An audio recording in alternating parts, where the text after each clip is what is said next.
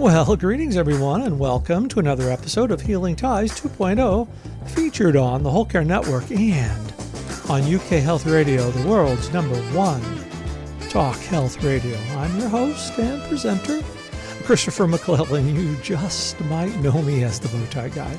On this episode of Healing Ties 2.0, we visit with Jennifer Henius and Zander Keig. Jennifer and Zander are two social workers embarking on an ambitious project to bring trusted resources to LGBT caregivers. I know you are going to love their story of hope and resilience. Well, greetings, Zander and Jennifer, and welcome to this episode of Healing Ties 2.0. It is great to visit with the two of you today. Thank you, Chris. It's great to be here. Thank you for the invitation. And I've had the opportunity to visit with you two separately, but never together on a podcast. So sometimes it's a little difficult juggling, and it's okay to interrupt each other, but it is really great to have both of you. And as I'm prone to do with all my guests, and you guys can decide who wants to go first, how are you creating Healing Ties? Well, they always say ladies first, so Jennifer should go. My 4 older sisters have always told me that too. So, Well, Jennifer, you're on the spot. Yeah, so I think we're going to be talking about that a lot probably throughout the podcast, and just the nature of how Zander and I started to collaborate, right, and come together around our new initiative. It's really, I guess, when you say, how are we creating Healing Ties, that just the very nature of our relationship, I think, comes to mind for me. If I can add something to keep it outside of that, right, or to add to that, I recently joined, I've only been to one meeting, but I recently joined a men's caregiving circle that meets in person in Orlando, Florida, where I live. So the second meeting is this week, so I'm going to be going to it. And it's like, for me, this is the first time that I've found myself in a network of caregivers in person that are all men. I found it really rewarding, so I'm looking forward to going back. That is kind of a phenomenon, because usually we associate caregiving with women, but there are men that are caregiving. But Jennifer, you intrigued me with your Healing Ties. Tell us, how did you and Zander meet? Tell us about this. Yeah, so we have kind of an interesting story, because we are both social workers. We both have experience having worked for the Department of Veterans Affairs. But the VA is a really big place, and Zander and I just didn't know each other. But we both actually worked at the national level on LGBTQ policy, and just at different points in time.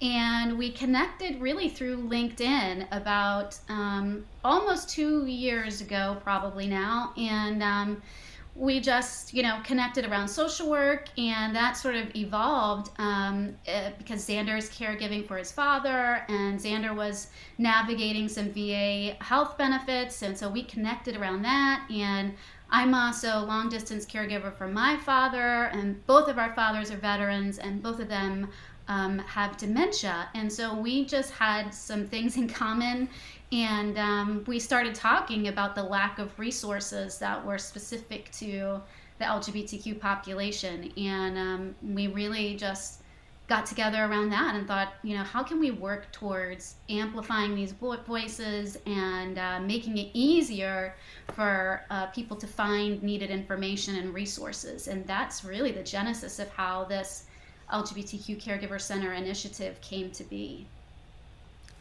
It's almost like you knew each other without knowing each other. Well, and we know people in common too, which is right. That you learn along the way too, which is that there's a lot of connections. The social work world is very large, but for some reason, even when you get on a platform like LinkedIn, you've realized, we're connected to a lot of the same people. Yeah. And you find out through your stories that when it comes to caregiving, no matter if you're what side of the fence you're on. I'll just use that term.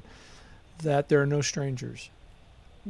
Caregivers really connect with each other and their stories, and I didn't know this. I kind of knew it about the two, that you both worked for the VA, but I didn't realize that you didn't really know each other until you started talking about this project. But Zander, tell our listeners a little bit about your caregiving story.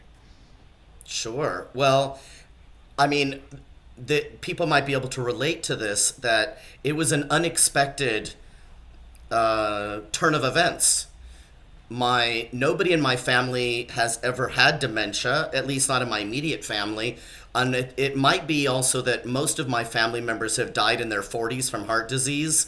And so nobody aged into an age demographic where dementia might be showing up. So my father started to exhibit some symptoms of memory loss that I just chalked up to, getting older. I was never in gerontological social work. I also don't social work at home, so I wasn't bringing my social work lens to my relationship and my conversations with my dad. And so what happened was I started talking to my father about moving to Florida from California, where we were both living at the time.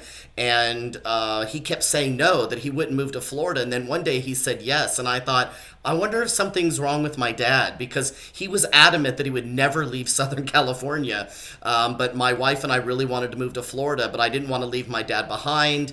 And so eventually he said, sure, he'd come with us. And I'm wondering now, in hindsight, if he was starting to realize that there might be some issues going on.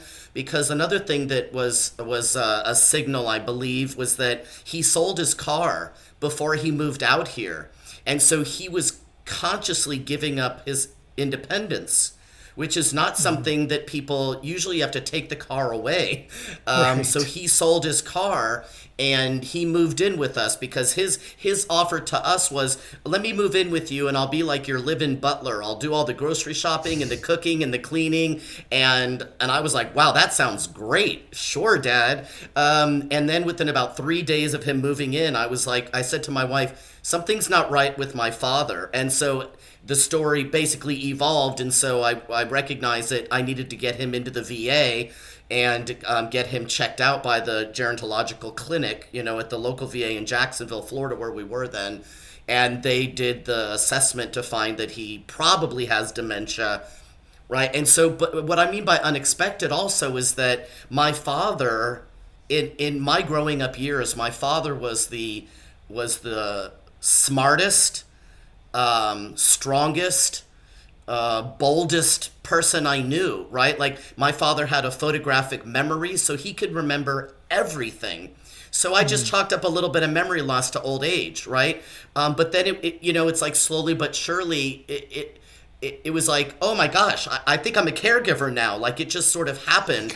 It was, right. Yeah, it's like it was just sort of thrust on me, and I was like, I don't know how to do that. I'm a social worker, but I've never been a caregiver. I've done caregiver assessments at the VA, and I've counseled caregivers, and I didn't know what was expected of me. I didn't know how to fulfill that role. And, it's a little bit of on-the-job training, really. I'm sure a lot of people can relate to that. And so not being able to find resources was somewhat of a, it just made the starting part of that journey more difficult, to not be able to find access to people who could relate to I'm a trans man, right? So my father knew me for 39 years as his daughter, and now for the last 16 years as his son. And I was thinking about, like, how's this going to impact his memory of me? He's not going to know where his daughter is one day, so it got me thinking about who else is dealing with this. And I really couldn't find any place where there were people sharing these experiences out in a somewhat public venue. So. Oh, goodness. Thank you so much for sharing that. And it's, move from California to Florida and everything that entailed with that. And, being a social worker like both of you are, but then I guess it's one thing to be a social worker and to be able to provide information and referral to clients, but then when you're when the roles reversed and you see it from the other side, it gives you a different perspective. Absolutely, because now, right, then all of a sudden I'm accompanying my father to his VA appointments, and I also am a veteran, so I also go to the VA, and so I'm pretty adept at navigating my own situation, but now I was having to navigate for my father, and then COVID hit, right, and so everything got more difficult. Yeah, everything's gone up in the air with that, yeah. But it's I can't tell I can't know for sure, but I'm willing to go out on a small little limb and say I don't think a lot of people like when the social worker shows up as a family caregiver because we're going to be really on top of things. You got that right.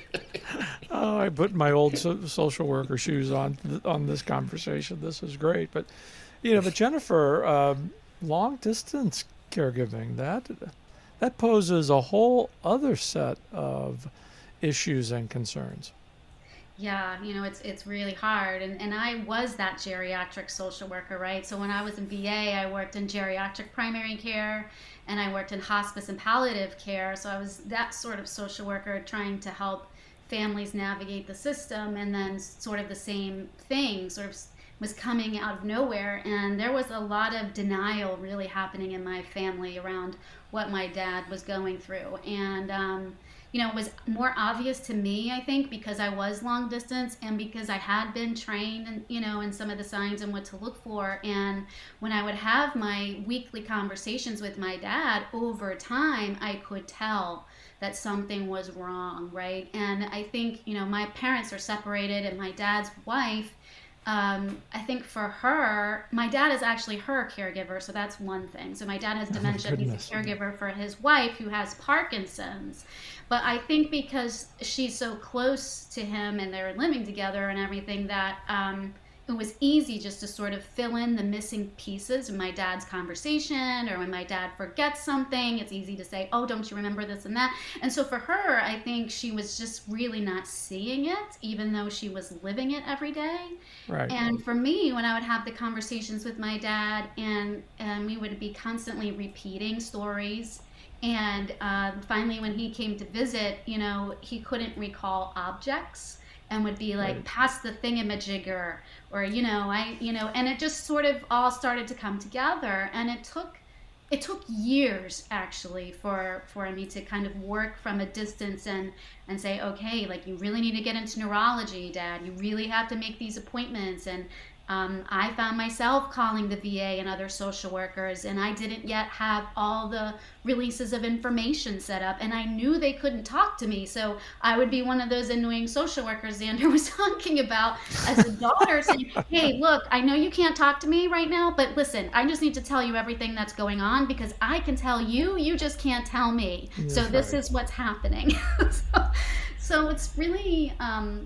it's been a challenge, but I think, over time and gotten him all the neurology examinations and a brain scan and all of the things that have gone on now, it's clear what's happening, but there is still some denial, that my dad is not really fully there with this diagnosis. I'd be interested to know, as an old social worker myself, but how do I want to ask this? When the roles have been reversed, when you're in front of you've been in front of hundreds of clients and you're helping them, and now all of a sudden you're the client. Yeah. I guess what I'm looking for here is let me backtrack. Social workers are drawn to help one way or another. But then when you become on the other side and you look at it through the different lens, I mean, how does that help you in your work with your clients? Well, for me, it's a path that I knew was coming, right? So I know what the journey has been like. I've been supporting caregivers for almost 20 years, and for me, it was daunting because I know the stress and challenges that these caregivers face, and I knew I was going to now be faced with them myself. right? And so it was like, okay, that now is my seat at the table is coming for me now. And Very well said. yeah, I knew where we were headed. And Zander, Yeah. you have something like to add to that? Mm-hmm. Well, I worked as a medical social worker in a primary health clinic, and when I was doing caregiver assessments for people who were maybe going to get referred into the caregiver program, these were younger people, right? Because they were post 9/11 veterans that were probably, they were needing care in the home, usually with a spouse being the family caregiver. And so going through the assessments to determine, is this person capable? Are they qualified? Are they actually going to be available? Can they fulfill the role? When I started to think about the questions that I was asking, and I turned those questions on myself, Right. Can I fulfill that role? Am I qualified? Do I have the time? And then knowing all the resources that are available through the VA and getting my dad plugged into, say, adult daycare and medical respite and home health services. And, I knew that there were things that I could take advantage of, but it's also, as social workers, I see my primary role as a social worker. One of my primary roles is to help people learn how to navigate systems. And, both Jennifer and I worked at the VA. And as you can imagine, your listeners can imagine, systems can be complex. Well, think about a federal government bureaucracy system, right? And think about the sort of siloedness of how different services and departments, right? The lack of communication between services and departments and then referrals out to the community. And it's very, very complex.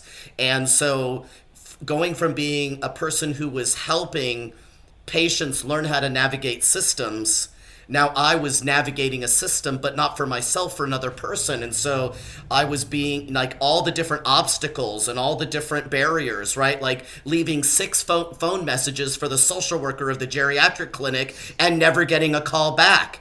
And then just showing up. And by that time I had power of attorney and for medical decision making and financial and legal and everything else. And I would just show up and be like, I need to see the social worker. And like not being able to see that person and going a month or two without that. And then having people say back to me, oh, your dad was in for the appointment and everything seems to be okay. And I'd be like, can I come in? Because I want you to ask my father what year it is. I want you to ask my father to take his shoes and socks off. And so of course my dad's like 1988 and he hadn't cut his toenails in 8 months, right? Like they weren't seeing it because my dad is very, very personable. He's very smart and he can do, he can fill in the blank like Jennifer's father with the doohickey, the whatever, like the word, he doesn't have to say what the thing is because he can just point at it. And people don't know that is a symptom of Alzheimer's or dementia, right? Right, because they're just not, they've not dealt with it. They just... Yeah. And I'm a firm believer that the best information and referral usually comes from people that have been in the trenches, and you've been in the trenches on both sides of the fence here, both as a social worker and as caregivers, and you've really embarked on a very, very wonderful and ambitious program about getting information and referral out, especially to the LGBTQ community. I'd really love for you to talk in depth about your new endeavor that's starting up. Go ahead, Jennifer. Okay, sure. So we, as said, we kind of came together and we really were just hoping to raise awareness, right, about the unique challenges that LGBTQ caregivers face, because having been in this circle for such a long time in the caregiver space, in the community caregiver space, we just don't hear about it a lot. There's not a lot of organizations that are really addressing it. I mean, there are some major big ones like SAGE, and AARP certainly does a lot around LGBTQ caregiving, but in the small local, community service centers, I think that we just don't see the visibility. We're not finding, the information and resources sort of really in these small pockets in towns. I know, Chris, you had actually even reached out to us to see if we were aware of LGBTQ friendly providers, right, in Florida, because Zander and I are both in Florida. So there always seems to be like this underground network going on of how LGBTQ caregivers are trying to find information and resources that they can trust, that are vetted, where they don't have to have the fear of discrimination of services. And with the Caregiver Wellness Collective Inc., which is a nonprofit that I started here in Florida, I really wanted to be sure that we were clear that our services were welcoming and affirming and were for all caregivers, right? All of our diverse caregivers to be welcome to be who they are, that we were a safe space. And in talking with Zander just around that initiative, and then just really wanting to have a genuine desire to try to be helpful, amplify LGBTQ caregiver experiences and voices, and try to pool together like a one-stop where people can go to find resources, we thought would really be helpful, and is something that really isn't being done in a big way, really. And when it is, it's got a heavy focus on seniors. So like my local area here in Tampa Bay, they have an LGBT, senior initiative. Right, very but active. They're not really meeting with folks that are under 65. And for, the typical caregiver in the LGBTQ population, from what we know from the National Alliance on Caregiving, is that the typical age is 42. So when they're having their focus groups and meeting with people, and all the senior service agencies are getting together in Florida, being the grayest, state in the country, you're missing out on a huge population of caregivers, because they're not being included in the conversation. And they need to be in the conversation 100%. I want to echo, there are really wonderful organizations out in the community doing fantastic work. Like SAGE does wonderful work around aging in the LGBTQ population. And they do have some good statistics and some good information around caregiving. And they do a program where they go into nursing homes and skilled nursing facilities and try to do kind of like a safe zone training like they do on college campuses. And there are a lot of LGBT centers around the country in the United States that have built and are building senior housing, but they tend to be like a studio or a small space. Like, what if they have a live-in caregiver, right? What if they need are there caregiver resources and spaces within those LGBT senior housing programs? How are they integrating in the caregiving needs? Or are they just going to live there until they age out or medically need to be transferred into a different kind of program, right? And there's a lot of research projects that have been happening and will be happening around caregiving and LGBT population, specifically around dementia, Parkinson's. And so we'd really like to see the LGBTQ Caregiver Center be, like a clearinghouse for research, a place for LGBTQ identified caregivers to get resources, a place where the Caregiver Collective Wellness Collective, all the wellness programming is going to be accessible, like through the Yoga for Caregivers program that Caregiver Wellness Collective is also heading up, so that it's sort of like a multi-pronged. We don't want to duplicate or replicate what other people are already doing. It's just a matter of bringing all of those different resources and the research and the different groups and making them available, like Jennifer said, like a one-stop shop. But I think for the most part, this Yoga for Caregivers is not something that is readily available, at least not to the degree. What is there, like 400 or 500 people participating in the Yoga for Caregivers program? So it's a very large group of people. And I'm sure that, I haven't seen anything like it. So it's making sure that everybody, right? Because wellness, we all know now, right? COVID has brought to our attention how important emotional wellness is, mental wellness, physical wellness, how it impacts everything. Just our ability to get a good night's sleep can completely throw our life into disarray if we don't, right? So it's bringing attention to and connecting people with wellness resources. Mm-hmm.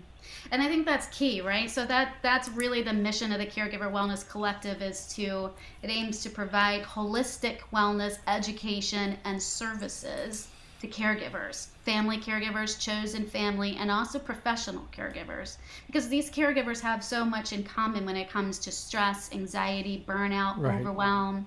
They all have, they're all at risk for things like, high blood pressure, cardiovascular disease, diabetes, all these kinds of different things. And so what can we do around whole health and holistic wellness just to provide, some education? And a lot of wellness services, you think about it, are not free. They come with barriers for people. They come with large financial barriers. Yeah, large financial barriers, right? And also, some caregivers can't go to a yoga studio. They can't go get Reiki, or they can't leave their loved one to go somewhere. And not all of the yoga studios were able to easily convert to an online, environment. And also some of the typical class when you go to a yoga studio is an hour. Caregivers don't have an hour. So our offerings are really created for, the busy caregiver in mind. Some of our classes might be 5 minutes. It might just be 5 minutes of mindful breathing, right, that we're offering. And the feedback that we're getting from caregivers has really just been incredible. And, to have 500 caregivers in our community now who are taking advantage of our classes. And we've also expanded our classes. I mean, we started offering yoga for caregivers, but the reality is we're offering Qigong, we're offering heart math, we're offering emotional freedom technique tapping. I had a caregiver who's never experienced EFT tapping before, and she told me that every time she went to the doctor's office, she'd go to primary care, that she would have white coat syndrome and her blood pressure would be elevated every time. She actually started tapping right in the waiting room. She said now when she goes to her doctor's appointments, she doesn't have that elevated high blood pressure anymore. And that is amazing to me. It's just like one skill that we taught that had a practical implication that somebody went and did, had a huge implication on her health. That's just amazing to me. So yeah, and it talks about the resources, sharing the resources, and again, caregiver to caregiver resources. You find something out, you pass it along, and I know my listeners have heard me say for years, well, set a daily intention for yourself, even if it's just 5 minutes. Well, now I have a path where they could use this 5 minutes where they could go to with the yogas for caregivers. So I'm sorry, Zander, I interrupt you. My apologies. No, I interrupted you. Well, a key component, right, or a key issue with caregiving is isolation, right? We can feel isolated. We can actually become isolated because we're trying to manage our own families, maybe a job, plus caregiving duties, plus keeping track of caregiving duties extend beyond just checking in on a person. It can encompass a whole lot of decision making for another person. And so, because people might think, well, why does somebody need to go to yoga for caregivers and get a 5-minute breathing exercise? It's like, well, I'll tell you, because they could go to Calm or Headspace apps, but guess what? When they come to us and they go on Zoom, they're in community with people. They're actually no longer isolated. Even if it's for 5 minutes, they can see the number of people that are involved in that 5-minute breathing activity, and they don't feel isolated. They don't feel alone. It can be as simple as that. But I think that is humongous. But I think it's something people might overlook, because it's like, well, there's an app for breathing. You can just sit and do a breathing exercise. It's like, we don't want to be isolated all the time. Any little opportunity to connect with other people, I think we should be taking full advantage of, just for 5 minutes even. Well, and so what we're doing, right? Because we had another testimony from a caregiver who basically said, "Look, I've been, my husband has early onset Alzheimer's disease, and I've been in Facebook group after Facebook group, reading horror story after horror story, which I don't need to read that. I don't need to read that. Yeah, what I discovered that I needed is 15 minutes of meditation with this support group. And my mantra for today is I can make it just for today. I can make it. And that was really kind of mind blowing for me because I didn't consider our group a support group, but that caregiver certainly did. And we started to do monthly social meetups, and we're not focused on the typical conversations, coffee chats that are happening in these other caregiving communities. That is so wonderful. We're kind of focused on yoga off the mat and what does boundaries look like, and going through the principles of yogic philosophy, but then some kind of way tying it back to caregiving, and then also introducing all these different kinds of wellness modalities is really where we're kind of focused in on. Can somebody that's in life after caregiving join, like myself? Yes, for sure. Yeah. Okay. Yeah. Well, because I still have remnants of my caregiving experience that trickle in from time to time. So anytime you can find validation, resources, and respite, you're doing good. So. Well, that's an interesting question about can you still participate? When I went to this male caregivers group a couple of weeks ago, almost all of them, I was the only one there who was the caregiver for a parent. They were all husbands who were caregivers for their wives.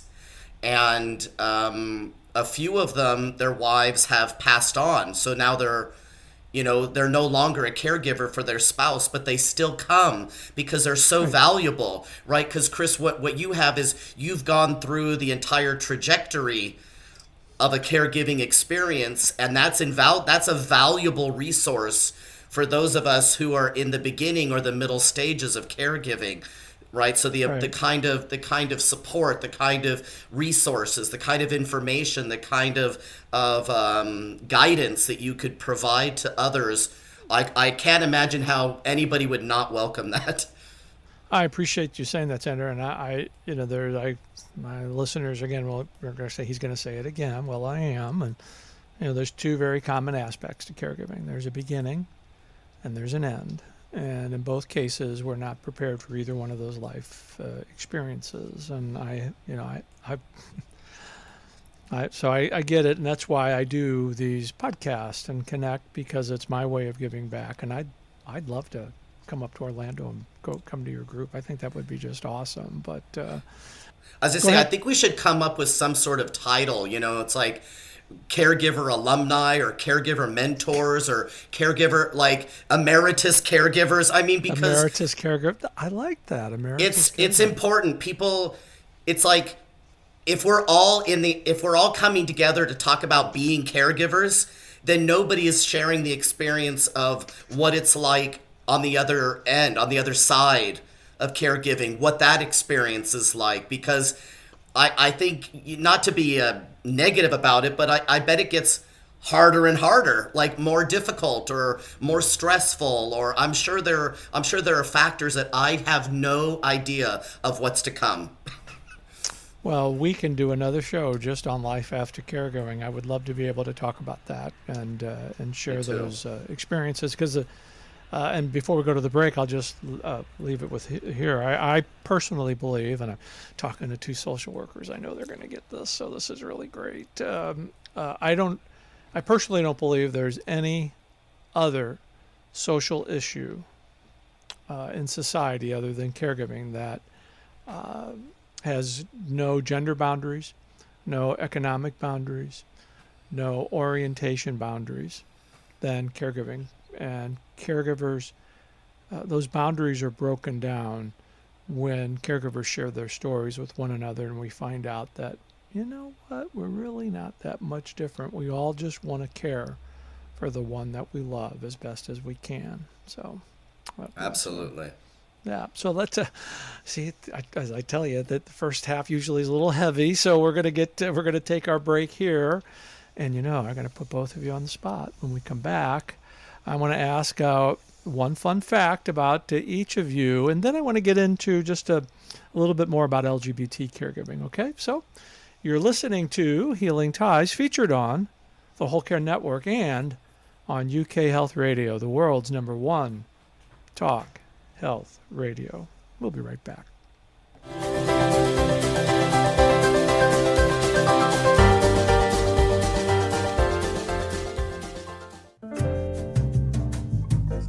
Hey, it's Christopher McClellan. You just might know me as the Bowtie Guy on Healing Ties 2.0. On Healing Ties, we visit with people from all over the globe who share their stories, because it's through story sharing where diversity meets the road to collaborating a common cause. And if you'd like to share your story on Healing Ties, email me direct at thebowtieguy@healingties.com. We would love to share your story to your health, happiness, and prosperity.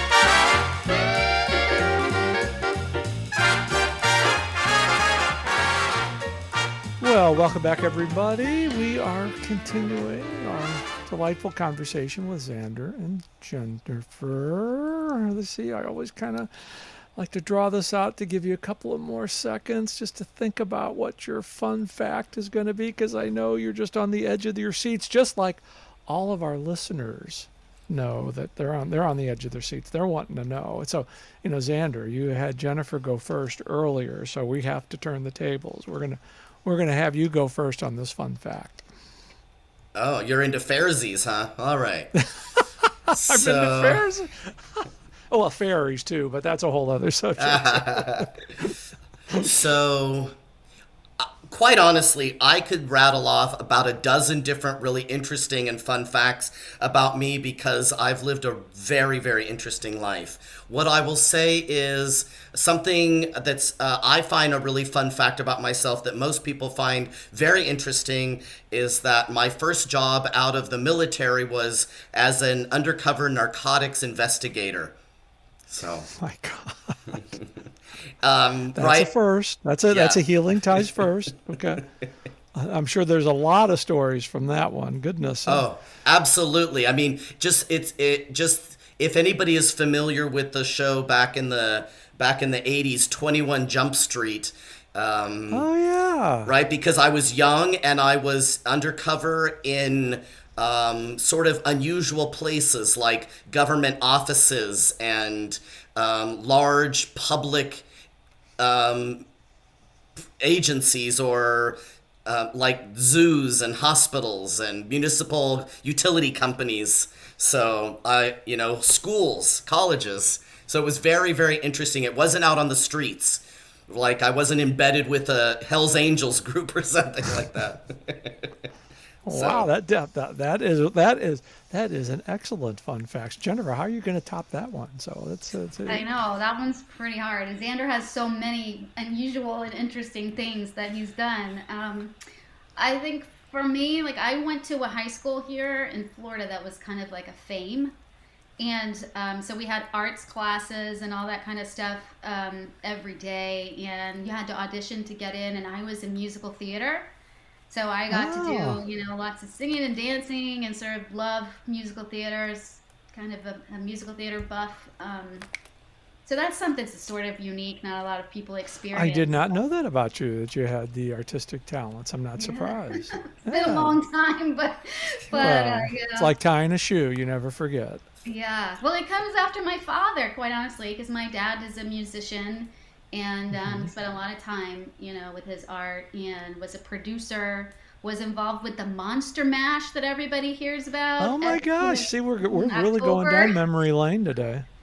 So, yeah, it really comes from him. Yeah. Yeah. I appreciate you guys sharing that. And goodness, to kind of come full circle on our visit today, which has just been just delightful. And I guess I'll pose this question to Zander. What's different about LGBT caregiving? Well, I think it depends on like what perspective we're taking, what angle we're looking at. So there's the LGBTQ identified person who is providing care, and then there are LGBTQ identified people who are receiving care, right? And so when you think about the LGBTQ identified person who is receiving caregiving, let's say for something, like dementia, Alzheimer's, as their memories start to fade and as their capacity for engaging in a bigger way in society or with their family, with their friends, right? It's sometimes, a lot of people, my father's getting to this point where he doesn't really want to interact with anybody because he doesn't want people to sort of know that he's struggling. And so when you have somebody, let's say you have, Jennifer mentioned earlier about there's family caregivers and then there's professional caregivers, right? And then there's the sort of like the partners who are caregivers, things like that. I forget what that's called. But let's say like the professional caregivers. If you can have a professional caregiver who's not LGBTQ identified, but can have some basic competency and awareness around LGBTQ people, our culture, our history, maybe the events in town, right? So that when you're going out on a walk, you might be able to engage the person that you're caregiving for in sort of a memory lane or pointing out things. I don't think it has to be really overt. I think it's just a matter of, knowing that this person I'm giving care to didn't have a wife, he had a husband. And so using culturally competent language when speaking to or about the person. So I think it's basic stuff like that. And then just being, I mentioned in the very beginning about being a transgender man and being a caregiver for my father who has dementia and how to navigate and negotiate through when and if, I would imagine it's more of a when than an if, he starts to not know who I am. He already calls me by one of my uncle's names, so he's not always sure who I am, but I'm still, so I'm his brother sometimes his son. Eventually he's going to wonder where his daughter is, and I have to think about things like, well, he's in assisted living right now. When he starts asking for his daughter, well, there's no daughter in any of the paperwork on file with the assisted living facility. The power of attorney is his son. The medical decision maker is his son, right? The person who comes to visit is his son. So I basically disclosed that I was trans to the administration in case he starts asking for his daughter that they can call me.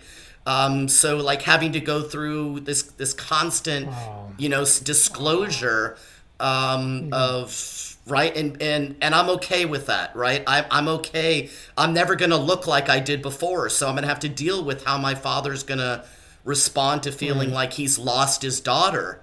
And who am I going to become if I'm not his son? Does he remember he only had one kid, right? So there's a lot of things to factor in about being on the caregiver side and then versus being. So when you have an LGBTQ identified caregiver, caregiving for an LGBTQ identified person needing the care, I think that's a really, that's going to be, I think, a best case scenario. Except for when you think about the demographics, right? So Jennifer was mentioning about how there's so many more younger caregivers now, millennial age caregivers. Well, a millennial caregiver who's LGBTQ identified may or may not have any knowledge whatsoever of what their 60, 70, 80-year-old family member or community member, LGBTQ identified person, what they went through.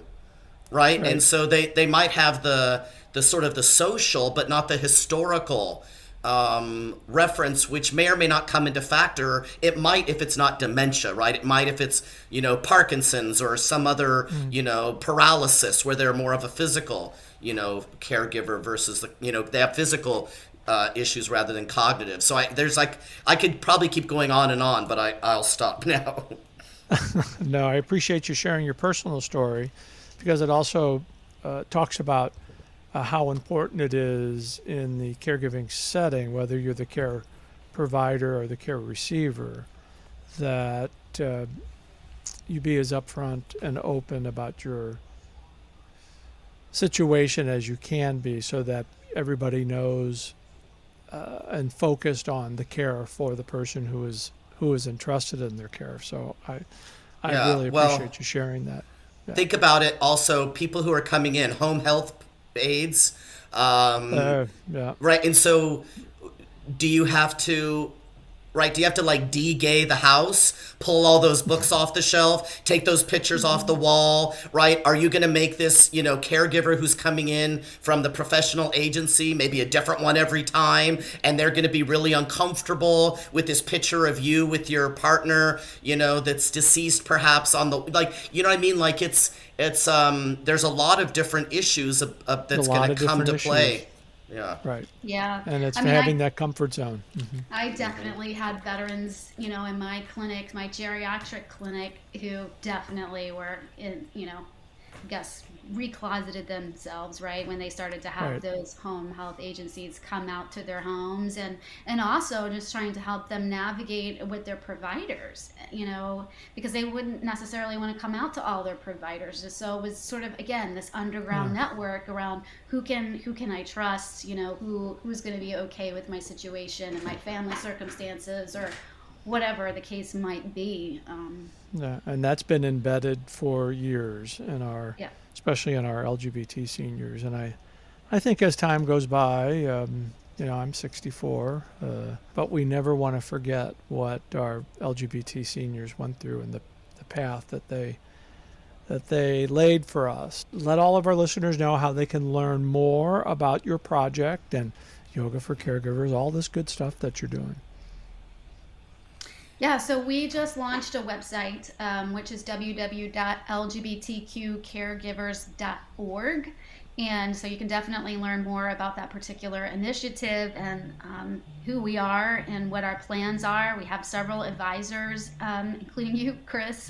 Including me, yeah. Yay! So we're looking forward to getting with everyone and sort of developing a strategy and how we want to move forward. And a lot of it's dependent upon funding, right? But that's our start. And for the Caregiver Wellness Collective, you can find us on Facebook currently under Caregiver Wellness Collective, and Yoga for Caregivers has a separate space on Facebook, so you can find us there. We're also on Instagram, Yoga for Caregivers is, so you can find us there.